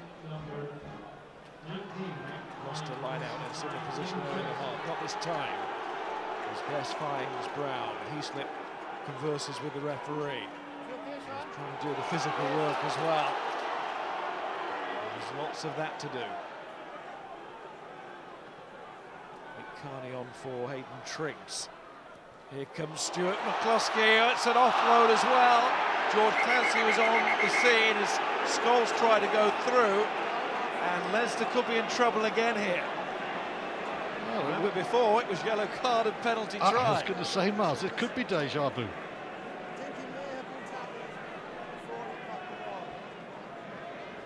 Early tackle. If Scholes takes that ball and it's a height to catch, is he through?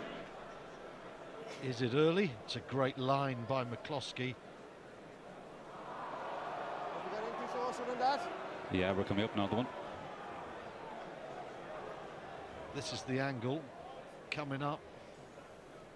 Luke Fitzgerald, he takes his right arm and stops him. It's certainly it's a penalty. It's not a penalty try, that is for certain. There's blue everywhere. So then, Seamus, it's a pretty dynamic, it's a pretty cynical act. There's a breakaway there. I would agree. Number 23, is it? Number 23, blue. It is Luke Fitzgerald. So it's going to be a yellow card against him, is that correct?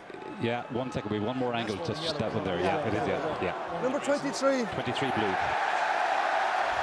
Well, I think when you're looking at the area on the pitch, had that happened in the middle of the pitch or in Ulster's half, that may well have just been a penalty. But because it's deep in their own 22, they're under all sorts of pressure. It's a cynical, professional foul. I think the yellow card is the right call because of where it's happened on the pitch. To be honest, I think it's right anyway, Tyrone. It was pretty sad. George Clancy was saying that it's very cynical, even if it's 30 metres back there. It's a lovely piece of play, though, wasn't it? Again, Pienaar flat, and that was McCloskey at his best. They said it was a dynamic act. Yeah. That was stopped in its tracks, and as Tyrone says, it's the locality of it that really does for Luke Fitzgerald. This is a side right on the attack and stopped in their tracks cynically. Well, I think the offence is the same no matter where it happens, but how it's refereed may well be different because of where you are on the pitch. Gain line absolutely smashed there, wasn't it? Quick line out, Pienaar flat. That is the virtue of McCloskey. Brilliant, and the offload was really good.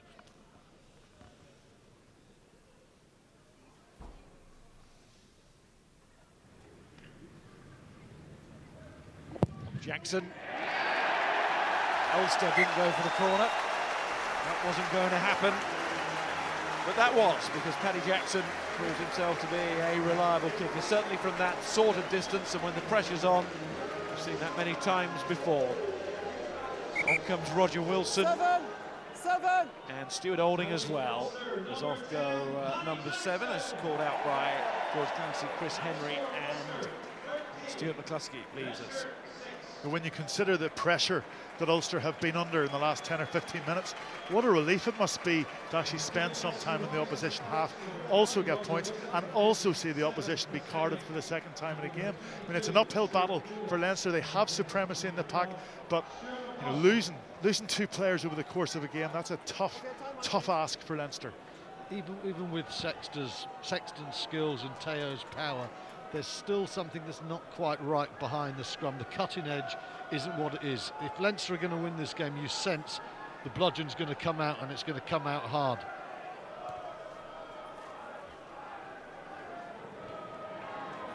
It's Jared Payne taking the knocks there. Reece Ruddock loses the contact and his boot as well. Olding gets into the game, finds Marshall, Scholes. Thaler went in there. Ruddock is still trying to put his boot on. He's given up, actually. He's slung it away. Ball on that far side takes our attention with Carney. He did have a boot on to do that.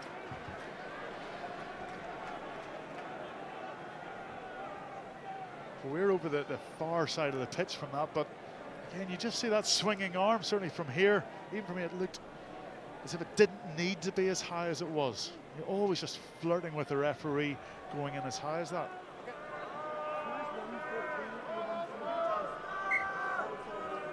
I agree totally with you there. It's definitely become a defensive technique. You swing with the arm, you hit with the shoulder, and then the other arm, it's like an afterthought. It's wrapped around, and the player says, no, both shoulders were in there. It's not within the law, but you see it all the time. And they hit around that chest level to try and dislodge that ball as well. Some good work at the line out. Here's Olding. Signed here now up until the summer of 2019. Roger Wilson. He's made most Pro 12 appearances for Ulster over the years. Jackson to Scholes. Here's Payne. Here's Carney.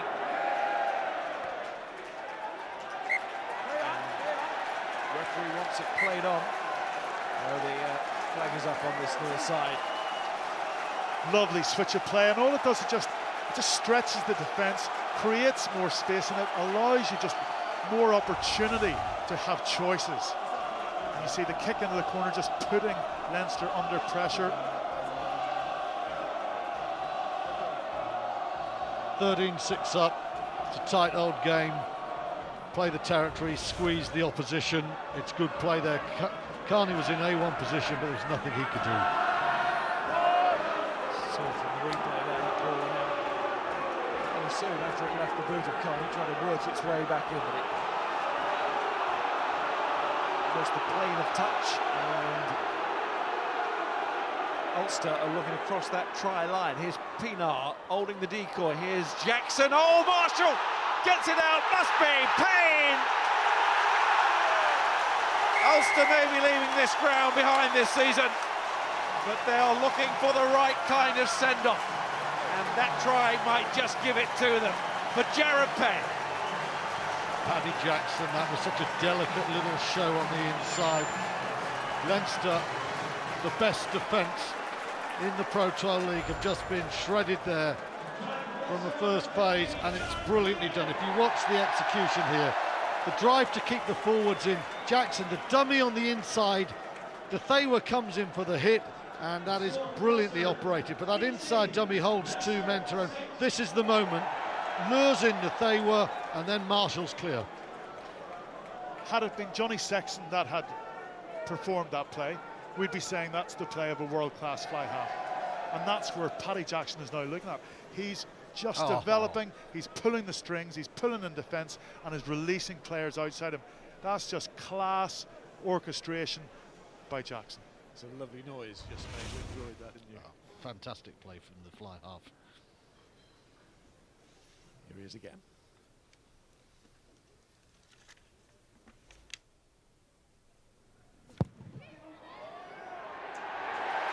He's got the conversion to go with the sublime piece of work. Must be said, of course, Leinster, man down, Luke Fitzgerald, bit of extra space, but it's still a beauty, isn't it? Worth watching time and time again. You manufacture space, though. You know, Leinster are massively organised defence. We've seen that today when they haven't been at their best. Well, that was superb play. It was intelligent as well, because they know they're a man down. They also know where they're a man down, and that's exactly the area of the pitch that they've targeted. You could see that they were almost trying to cover too many bases there. Really concerned when it was coming right at him, and he had every reason to be concerned.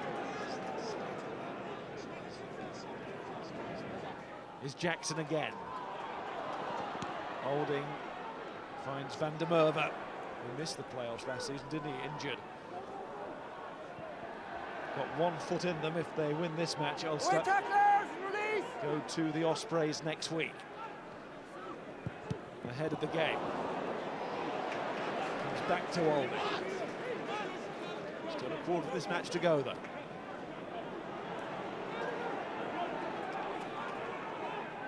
Pienaar. Down to Best. There goes Reedy. Oh, Nick Williams himself will be proud of that. Pienaar again to Jackson. Henderson, and Ulster have come alive. The tempo that they wanted to play with, that Tommy Bowe wanted to see. No doubt Stephen Ferris as well. There's Van der Merwe to Scholes. It's his last game here, you can tell. He's bristling. Pete Brown. And just listen to that crowd now. Pienaar to Jackson. Crossfield kick. Well, it's still pressure on. I think Rory Best wanted it keeping in the hands there. Keeps the pressure on. Beautiful continuity. Multi-phases going forward. Everybody knowing what the role is. Terrific play. A word also for Stuart Olding. He's come onto the pitch off the bench, and effectively you've got a second distributor out there, a second 5'8". Really a perfect foil for Paddy Jackson as well. And if it doesn't go to Jackson, it's going to Olding, and they're both pulling the strings together. Stephen Ferris saying there was an absence of carriers. Well, that man came in, Reedy at number 8, and he's given Stephen what he wanted. And the gain line has just become Ulster's possession at the moment. And Jackson is pulling strings, and maybe that should have stayed in field. But you know what? When you're 26 up, it ain't the worst. The conclusion for it to finish 5 metres from the opposition try line. Having maybe wanted it to stay in for Rory Best, then said, OK, now it's gone to touch. He was pointing to his forwards to get across into their positions for the line out, to keep the pace up. Of course, Leinster quite happy for this to slow down a little bit. Clock back on now. This time that yellow card period has been brutally exploited by Ulster. They picked up the pace and they found holes against this fantastic defence.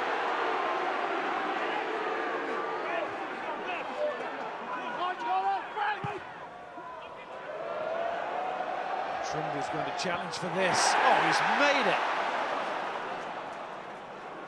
Did lose the ball. Did really well to get there. No advantage now for Leinster. Luke Fitzgerald nearly out of the sin bin. There's Rob Kearney.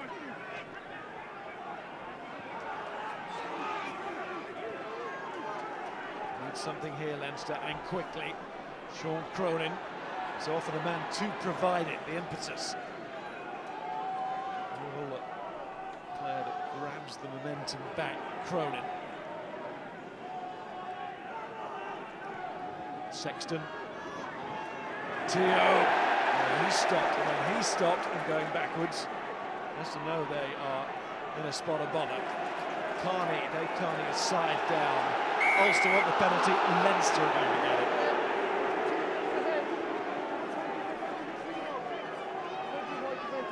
It's Roger Wilson who gave the penalty away. Let's quickly go to Graham. Joe, Leinster fighting back a little bit, but the momentum, everything, the crowd seems to be with Ulster, and it all came from that quick penalty that Ruan Peanuts can hoof the ball downfield. Small triggers can make big alterations to games. Yeah, look, the trigger's not just for our players, but for this crowd as well. You know, when this crowd starts working, we start working as well. But they're down a man, and in the first half they were down a man as well. But we never took advantage of that. We let them play with the ball. We let them control and dictate the nature of the game. We have to do that with the ball now. And what was it you were saying to the players at half-time to rev them up, Joe? Look, we defensively we were just getting a little bit narrow, and we were waiting where we had numbers and we could have been pushing harder off the line. But more importantly, they're offering not a hell of a lot in attack. Their shape is quite predictable, and we need to get off the line and we need to have an impact in this game. So looking at that towards the end of the game, Joe, you're 20 points to 6 up now. Yeah. Irrespective of whether you can get out and get more points, you can defend a 14-point lead from here on in, do you think? Oh, of course we can. Our focus is to get a bonus point win today, so we have to keep playing with the ball, but we've also got to look to separate the scoreboard as well. Great to talk to you. Thanks, Joe. A pleasure. Great stuff, Graham. Thank you. Off goes Pete Brown. Great stuff from him as well today. Got a massive round of applause there. Appreciative home crowd. Robbie Dyack is his replacement.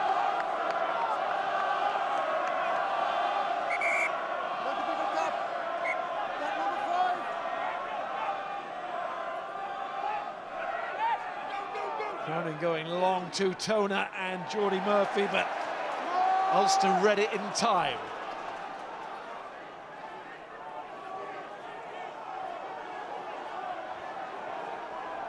George Clancy having another peer in there.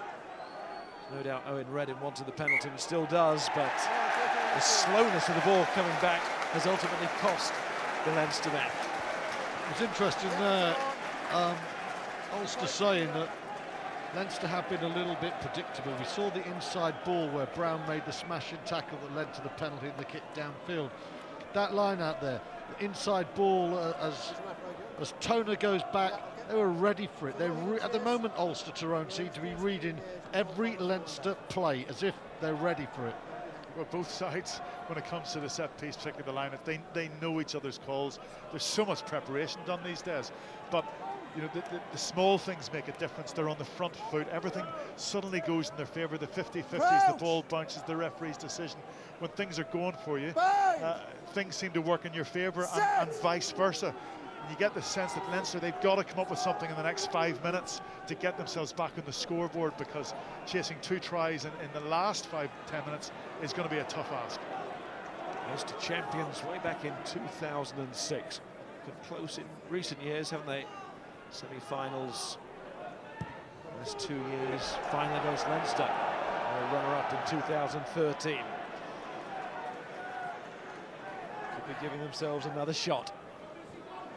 All is not lost for Leinster if they lose this, anything but. In fact, they're still in a very good position to get a home semi-final, with Teresa to come next week. But they, needless to say, didn't want to lose this, especially the side that they selected. Here's Mike Ross.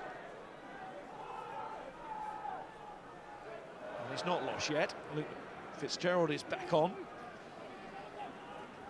Reddin. Robbie Dyack trying to hold it up, and nearly did.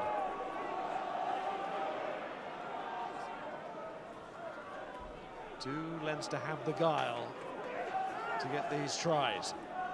Forward power's been all there, but they just haven't shown what Ulster have shown. Behind the scrum, maybe here, Sexton.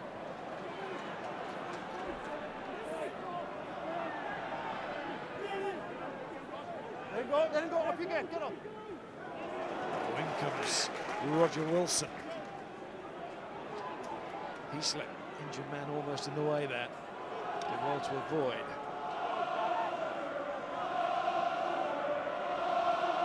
There's Mick Carney, the lock forward. Fitzgerald wants to retreat, form the line again. They're looking comfortable in defence. Leinster getting ever closer. Here comes Ben Teo. Nice offload again to Rob Carney. Reddin, here's Heaslip. But ultimately, Ulster were comfortable in defence. We should update you with the full-time score in Cardiff, and the Blues have gone down to the Ospreys. It's a bonus point win. 40 points to 27, the Ospreys win. Cardiff Blues were looking good on the table at half-time. Not so good now. It's the Ospreys who take that 7th position in behind Munster, and remember it's Ospreys against Ulster next week. So Cardiff Blues' excellent run comes to an end. Well, the Ospreys will know that Munster play in Scarlets, and a big win against Ulster might just give them a chance of a European place as Rory Best leaves the field. It is not going to be an easy final game of the regular season for Best and his men by any stretch of the imagination. No, it's not, but it would have been a heck of a lot harder if they were to lose here today. So all they can concentrate on is what happens right up until the final whistle here, and then look ahead. They need to get this win. And I think all things being equal, the fact that Leinster can lose here and still have their destiny in their own hands, whereas Ulster have to win here, that's the thing that maybe has just made that little bit of difference in this game. As Leinster helped in terms of destiny in their own hands, because of course Connacht play Glasgow next week. We'll have a live game next week, of course, with all bases covered. That is a very important scrum for Ulster. That's a scrum that maybe suggests, as Stuart Holden is tapping all his team, that the momentum has finally swung and that Ulster now have control of this game, because they have struggled in the scrum for 65 minutes. Well, it's 2 new men, isn't it? Andrew Warwick and hooker Rob Herring. And there's always the question, Cronin's one of those guys you love to play, but there's always the view that as a hooker he's a little bit looser and he's not easy for Mike Ross to scrummage alongside, and that's why Cronin doesn't have more caps. Great attendance today, over 16,000. The vast majority, I would guess, are enjoying their afternoon in the sun.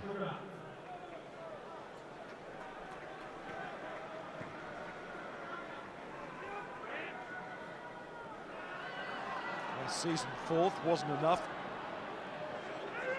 Going to Glasgow in the semi-final and denied a final hit on the home ground. Here's Jackson. Ulster are going to be a tough nut if they get through to those semi-finals. Even though they did lose last year and the year before at that stage. And there's the penalty, which might just get them over the line today. That will create a situation where Leinster would need 3 scores. Stevie Ferris has been giving his good mate Roger Wilson an absolute battering in the press over here this week, but he'll be the first to buy him a pint after the game, because that was experience and it was making a bit of an impact, his own little stamp in the game. A beautiful line by Roger, and then just twisting, circling out and just getting a few more extra yards. It was pretty interesting. Joe Barakat talking to Graham Simmons saying, we want a bonus point win here.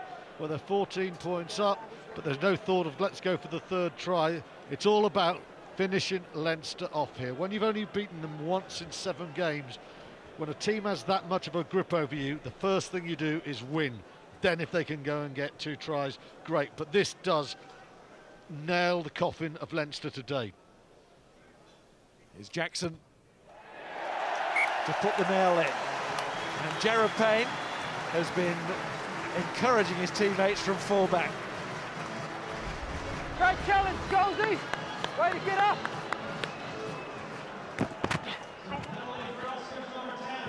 Henry, keep your eyes up! Great see, lads! Take a knee if you need to, Frank. Take a knee if you need to. Man of the match in the game against Connacht. It was an important victory. And this one set to be an important win as well. It's been excellent again from full-back.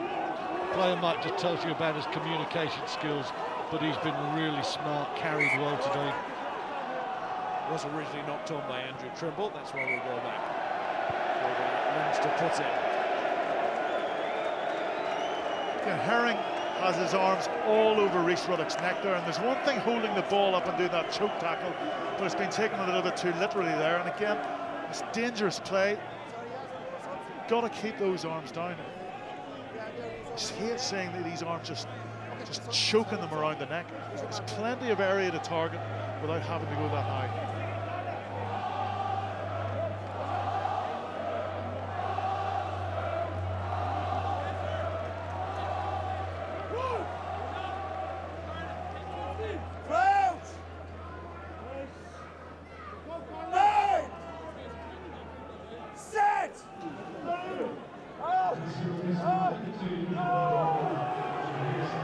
Dooley now into that Leinster front row as well. One was deadlocked. First receiver, although Johnny Sexton is still on the field. There is Sexton. Madigan. Teo. Oh, that's straight. But that offload is forward. And Ulster might look to counter here. He needs to make sure he looks out for himself as well.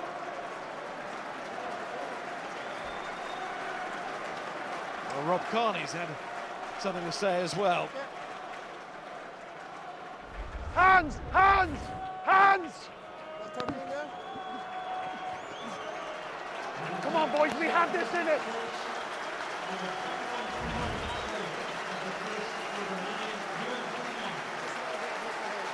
They have it in them, maybe at that stage. Rob Kearney with the experience. Although this is now all but gone.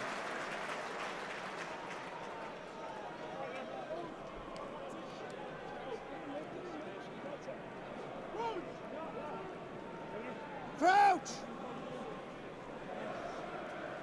Bind! Marshall on, Cave on. Set! Everybody knows now. For Marshall at scrum half. You're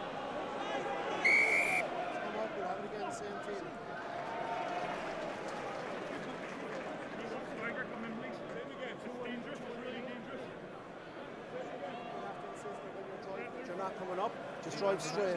Yeah, well, this guy, Paddy Jackson, probably, if it was any player on the field, would be the man of the match. He's had a lovely game at 10, but his mate has just gone off at 9. Ruan Pienaar created the first score himself, played a vital role in the second half.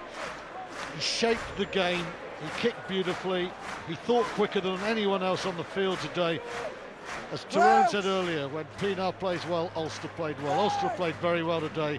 Pienaar has been immaculate. He is our Guinness Pro 12 man of the match.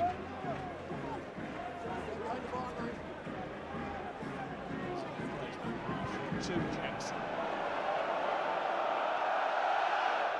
Kearney to Isa Mathema.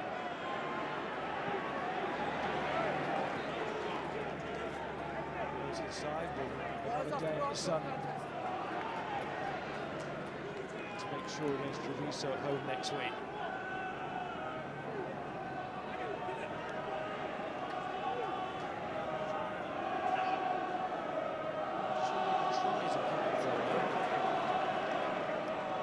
Not sure where the inspiration is coming from for Leinster at the moment. They do look a little wooden, they look a little predictable, and they've been looking like that when they've been winning.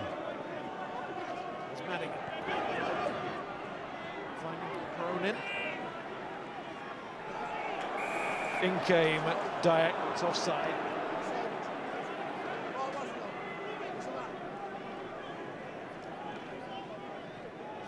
Reddin's not quite sure what to do. Well, there's only one thing for Leinster at the moment, which is, oh, that's a horrible kick from Sexton. They've got to try and get a bonus point first. That's the key. Sexton was planning to send that deep into the corner. It didn't go very deep. Interesting challenge for Leinster in terms of that creative spark, and the one person in their squad is Madigan, who can actually provide it. He does offer something a little bit different, and you just wonder as they look ahead. You know, you got to think with Treviso in 2 weeks' time, they're going to qualify. They're through. They might get the home quarter or the home playoff. Does Madigan get a spot in your starting 15? for another day. Here goes Nathaniel here to Cronin, whose endeavours continue. Enough to finish with a try, just to show themselves that they can cross that line.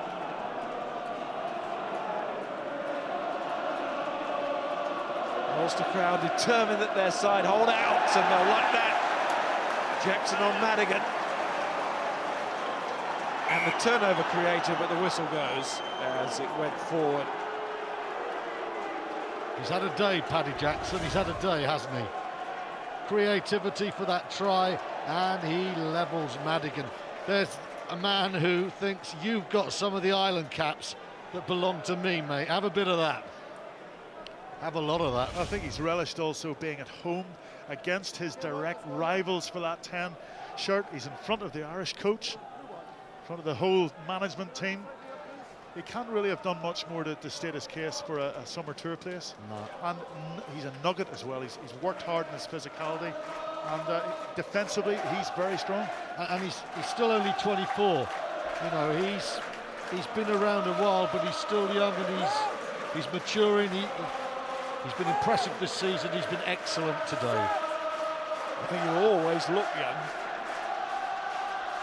You never know, he might become a journalist, a broadcaster, the age then. Redding goes, and Jackson steals! Has he got the pace to go all the way? Needs to find the angle. He's got the angle. Paddy Jackson. Yes, he's had a day out all right. And so have Ulster. The top 4, so nearly theirs now. You see that? Marshall is in a hurry to drop the goal because they've got 3 tries. He's quick enough, witted in his thinking to say, come on lads, let's try and get a 4th. He's got a bit of a reputation, Marshall, for being a super sub, and that was a super thought. Jackson had a little bit of a stretch at the end of that. But he's okay, he's more than okay. He's a very happy man. Hey, Tyrone, that was quick. Well, you saw the chasing pack, the chasing blue players, and you thought, oh, they're going to get him, but he just turned on the gas and found he almost changed his angle ever so slightly, which took him away from the first chaser, and then put the foot on the gas. I think he thought he'd have to change his angle more. Did it once, never had to do it again. Ulster have a few seconds here to get a try bonus point. Did we go early on our man of the match?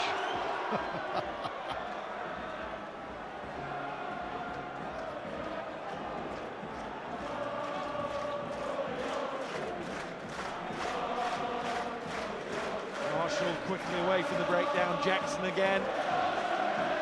Payne's going to go long for Trimble. Little chip over the top. This has to work, and it does. They're on for this. Marshall again. Payne. Henderson with that lovely swiveled spin out of the tackle. Good service from Marshall to Jared Payne. He's had a really good game too. There goes Scholes. His final match here in Ulster colours. And there's Herring. And there's Dyack. Offloads to Kane.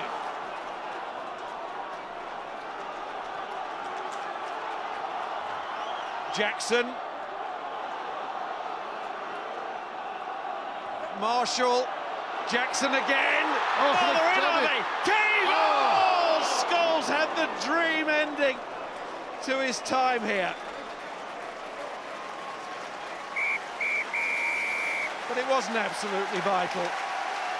Ulster do take a big step towards the semi-final. The pressure is all on the Scarlets now.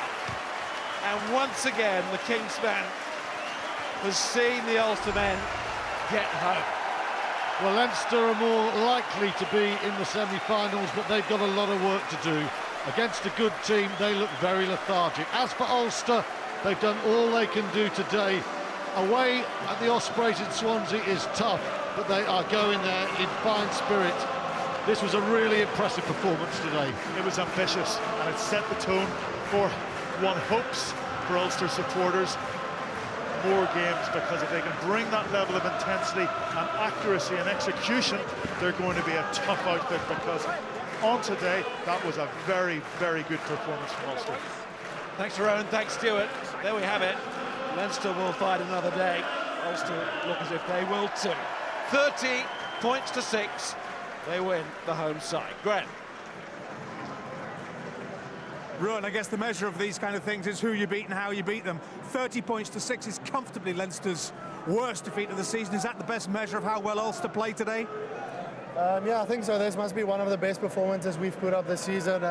We've been a bit inconsistent this season, and to put up a performance like this at this stage of the competition obviously is great, but we haven't achieved anything. We knew we've got to win all our games leading up to hopefully the playoffs, and this is a step in the right direction, but yeah, still a lot of work to do. Quick word with the skipper, Rory. It was Ruan's kick halfway through the second half that almost, from the tap penalty, that seemed to turn the whole momentum around. Small things.